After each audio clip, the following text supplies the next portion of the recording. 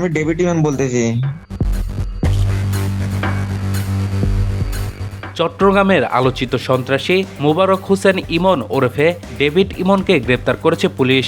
বুধবার ২৯ জুলাই যশোরের ধুমধুমপুর এলাকা থেকে তাকে গ্রেপ্তার করা হয়। চট্টগ্রাম মেট্রোপলিটন পুলিশের এক ঊর্ধ্বতন কর্মকর্তা বিষয়টি নিশ্চিত করেছেন।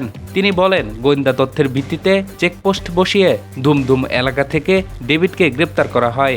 তাকে চট্টগ্রামে আনা হচ্ছে বলে জানিয়েছেন পুলিশের এই কর্মকর্তা। ডেভিড ইমন চট্টগ্রামের শীর্ষ সন্ত্রাসী সাজ্জাদ আলী খান ওরফে বড় সাজ্জাদের ঘনিষ্ঠ সহযোগী। পুলিশ বলছে, চট্টগ্রামে সাজ্জাদের হয়ে নানা অপরাধমূলক কার্যক্রম চালিয়ে আসছিলেন ইমন। সম্প্রতি চট্টগ্রামের একটি ব্যবসা প্রতিষ্ঠানের কাছে বড় অঙ্কের চাঁদা দাবির ঘটনায় ইমনের নাম সামনে আসে।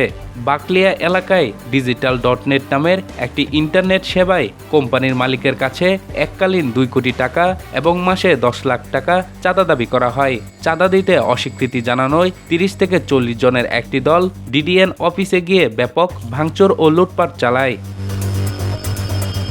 ওই ঘটনার পর র্যাব ও পুলিশ অভিযান চালিয়ে বেশ কয়েকজনকে গ্রেপ্তার করে।